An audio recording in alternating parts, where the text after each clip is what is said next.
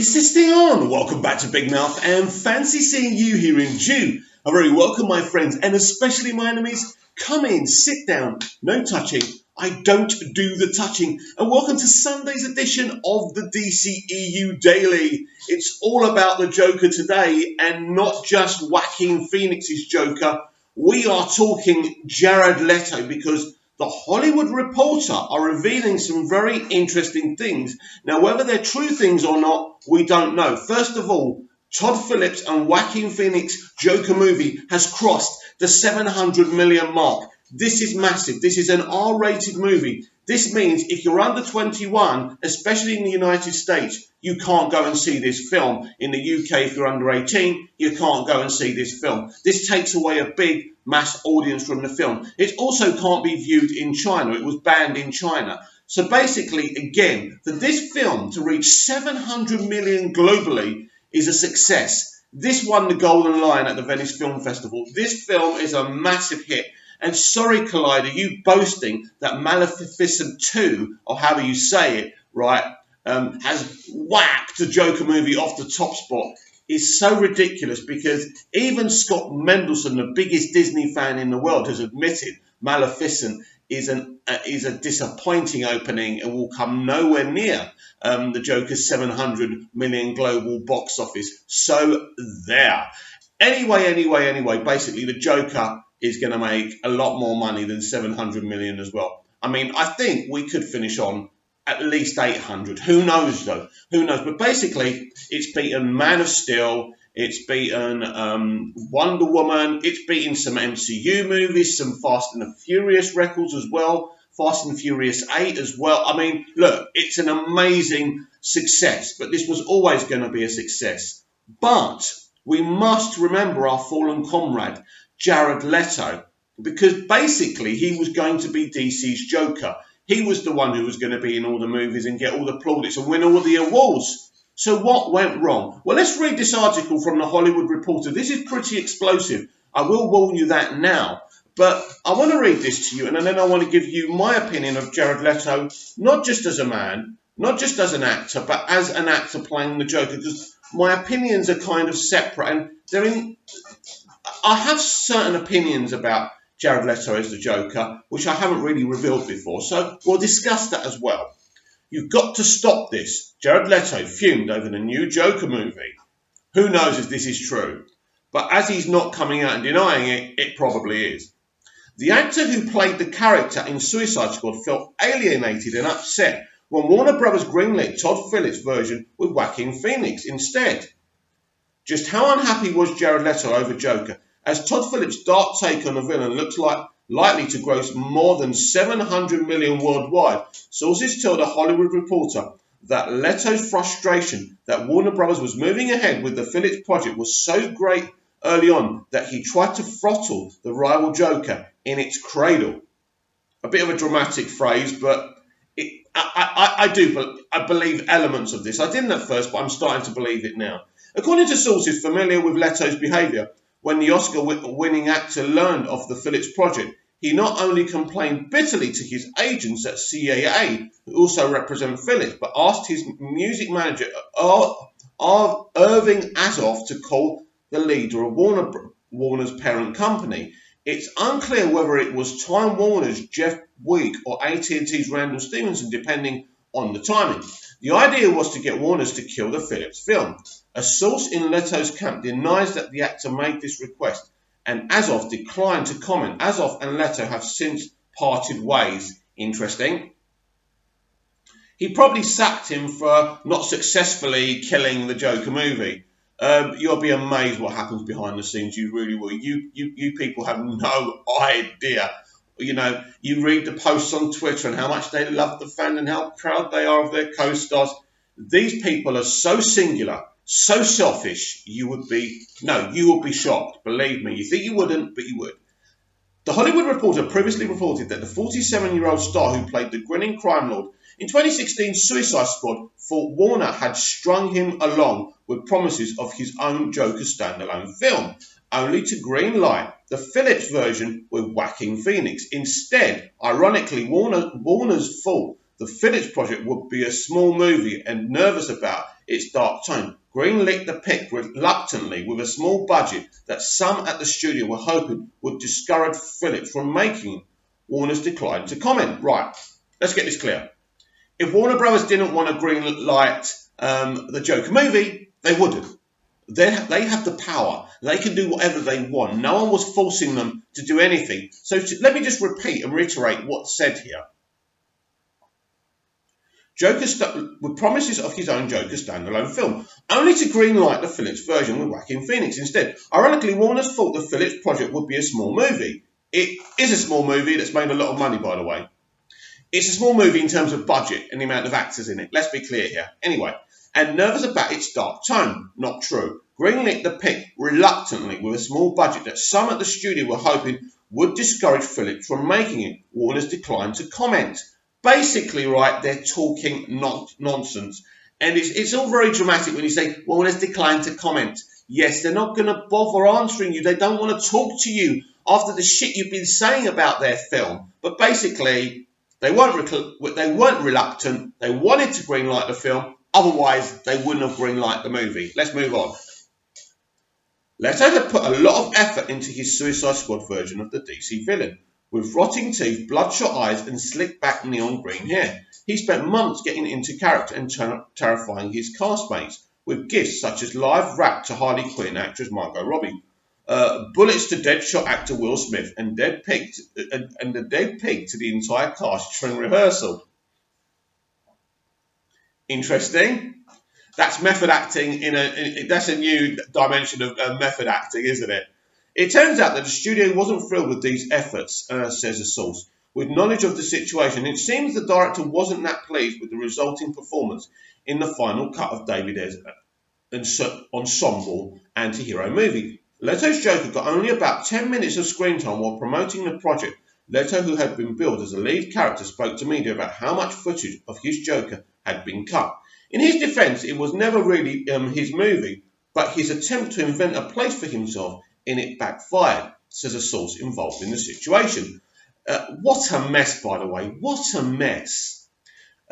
Leto's representative says the actor is still happily working with Warner Bros. And notes that he's currently shooting John Lee Hancock's Little Things, starring alongside Rami Malek and Denzel Washington there. Meanwhile, Leto's unhappiness over Phillips' project seems to have helped and an already strained relationship between Leto and CAA. Sources say the actor felt this agent should have told him about the Phillips project earlier and fought harder for his version of the Joker. Sources say Leto told his agent that they should stop the rival project, arguing that he wasn't being treated properly as an Oscar winner. And by the way, Joaquin Phoenix is also an Oscar winner for Dallas Buyers Club, but a person with first-hand knowledge of the situation contends. But by then, Leto had burned through 4 different teams of agents at CAA, and there was little love for the actor there. Basically, an agent cannot stop a studio from doing anything. They have no power, unless they're the agent of a very, very big name. And Jared Leto, right, let's get this clear. Let's be clear here. Jared Leto is a big name. He's an Oscar winner. He's a great actor. Go and watch Mr. Nobody. He's amazing. But he's not top tier. Let's be clear here. I think people need to understand that. Leto left CAA for a rival WME over the summer. A source in Leto's camp says the rocker actor had been looking to make a switch and denies that the competing Joker movie factored into his decision. At this point, sources say Leto's days as the Joker likely are over. He will not reprise the role for Warner's upcoming DC movies Birds of Prey, the spin-off centered on Robbie's Harley Quinn, or in James Gunn's The Suicide Squad, due out in 2021, says one person involved in the situation. How do you play the Joker you established following Phoenix? It kind of ends his Joker run. A version of this story first appeared in October 16 issue of the Hollywood Reporter magazine to receive the magazine. Blah, blah, blah. So, what do I think of Jared Leto? What do I think of Jared Leto's Joker? And am I saddened that potentially he won't appear in the DC film again? Right, they have no evidence he's not going to be in a DC film again. He's probably not. I'm not trying to create some false hope for people who really love Jared's Joker. I just feel this is a Saturday story. This is, excuse me, but this is a story that comes out when there's nothing else to tell. The Joker's in its third week run. There's nothing really to talk about. What are you going to talk about? Angelina Jolie's performance in Maleficent. So there really isn't much to talk about here. Basically, do I believe that Jared Leto was not happy about Joaquin Phoenix and Todd Phillips' Joker movie? Of course. He was going to be the big I am. He was going to be DC's and Warner Brothers' Joker, and it all went horribly wrong. It went wrong with his casting because, first of all, when I look at Jared, my imagination doesn't tell me he can become the Joker. I do feel that he's a brilliant actor and he can do anything. I think part of the problem is, I thought his Joker was okay. I didn't hate it, by the way. I think part of his problem was Heath Ledger, where Joaquin Phoenix and Todd Phillips did something so ambitious, so pivotal, so compelling that it knocks Ledger's performance out of the water. But what they did with Leto's Joker wasn't knocked out of the window, wasn't knocked out of the park, because it's the New 52 Joker. And the New 52 Joker is very underwhelming. He's kind of a gangster. He's nothing like the Joker we've ever seen before. And I think we look, most people don't like the New 52 Joker. It's no secret. A lot of people don't like the New 52 full stop, right? So it's understandable why this Joker didn't work. And I think it was clear that Kevin Sugihara and Warner Brothers saw what they were doing with his Joker, didn't like it, and demanded it was cut. This was not David Ayer's decision. This was Warner Brothers' decision. They were interfering. This is why it all went wrong at the time, and this is why things are better now, because they trust their creatives, and their creatives are kind of doing things that are working.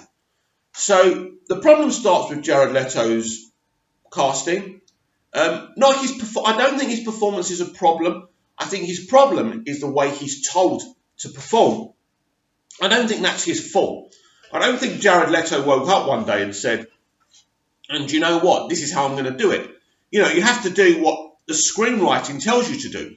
You have to do what your director tells you to do. And it just didn't work. It wasn't a Joker we wanted to see. I am not devastated if I never see him as the Joker again. And by the way, I absolutely believe that Matt Reeves will cast his own Joker for the Batman. I think Joaquin Phoenix will return as the Joker. And no, there is absolutely no place in this universe anymore for Jared Leto's Joker. Now, who knows? You know, after Ann Sarnoff is done negotiating the Snyder Cut with Zack Snyder, maybe something can happen. I just don't feel there will be an audience for Jared's Joker. I think it's done. I think we will see a double kind of playing him in The Birds of Prey, the emancipation of one Harley Quinn movie, and I think that will be the last time we see him. The problem is here, he needs replacing. Now, I'm going to go back on what I've just said. Probably him having cameos would be kind of okay. But I do feel this very passionately. We do have a Joker problem now within the DCEU. I think Matt Reeves' universe is going to be fine. They'll cast their own one. Joaquin Phoenix has got a great Joker, hasn't he, in the part of the Black Label. So the Black Label have got a great Joker movie. And so has, and I'm sure whoever Matt Reeves cast will be awesome as well. But the DCEU now haven't got a viable Joker. So a decision there, sooner or later, is going to have to be made. But what's interesting is the DCEU no longer have a Batman as well. That's another situation, isn't it? Because Ben Affleck is still the Batman within the DCEU. We're just not going to see him. So these are issues. We don't have a Superman within the DCEU. What is going on with the DCEU? Will they fold the DCEU up? Now, I've said in the past that the DCEU is not being rebooted, it's not being cancelled, but look what's going on. We've got Matt Reeves, the Batman universe. We've got the Black Label universe. So what is going on with the DCEU? We've got Wonder Woman 84. We've got the Flash being developed. We've got the Harley Quinn movie, which is all set in the DCEU. But is it going to continue? That's what we have to ask ourselves. Well, we need to know what's going on with Batman, and we need to know what's going on with the Joker for this franchise to keep on being embraced by the fans. And we want to see the Snyder Cut, of course. So there's a lot of fences needing mending. But I think ultimately, I think the Jared Leto situation is messy because of what happened back then, because of Sujihara, because of his interference. I don't know who cast Jared Leto as the Joker. Was it David Ayer or was it someone else? I'm starting to suspect David Ayer didn't want Jared Leto as the Joker. But that article is very interesting, but it's also a bored, there's a bored journalist somewhere. He's got some information. He thought he'd reveal it. And also, we've got to look at this in another way as well, because what they're trying to do here is and I suppose they're trying to make Jared Leto look bad in our eyes. Now, I will never turn on Jared Leto. Jared Leto is a fantastic actor. He wanted to play the Joker. Who wouldn't? It's a great artistic opportunity. Why wouldn't he want to do it? But the point here is that I think this is kind of, they're trying to put, we all love the Joker now. So if we say Jared Leto tried to stop it, we won't want to see his Joker anymore. That's not the reason that I don't care whether I see his Joker or not. I think he did okay. I just don't think we need to see him. I think, as I say, if we see him in cameos, that's cool. But ultimately, we do have a Joker problem within the DCEU, as we have a Batman problem. And that, my friends, has to be sorted out. I've got a really bad throat today. I do apologise. Anyway, something I forgot to talk about yesterday is at a concert, Matt Reeves was there. At a Michael Giacchino concert, the composer who did the Lost music, the Alias music, he's done J.J. Abrams' Star Trek, he's done Star Wars, he's done Marvel movies, yes. Michael Giacchino will be scoring The Batman, and he announced it at this concert while Matt Reeves embraced him. It was a beautiful moment. Is this a surprise? No, because we have been talking about Michael Giacchino scoring the Batman movie for a long time now. I think he's a great pick. He's great friends with Matt Reeves. I think that's important that a director and someone who does the music has a relationship, and I think it's going to be brilliant. So for some people saying, yeah, but look what he did with the MCU movies. The MCU movies' music isn't the most important thing about those films. They don't want the music to dominate those films. He just does as he's told. But this is a situation where Michael Giacchino can, strike up that orchestra and do something extremely special. Because there's no question about it, Michael Giacchino has got great quality. His music on Lost is probably one of the best scores I have ever heard. Emotional, soulful, beautiful. It can get you on your knees. It can bring you to tears. So I'm really excited about him doing the score. And I think what a week for the Batman. We've had a Catwoman cast. We've had a Riddler cast. Michael Giacchino will be doing the music. So if I were you guys, I'd be so pumped. Because I tell you something, I certainly am.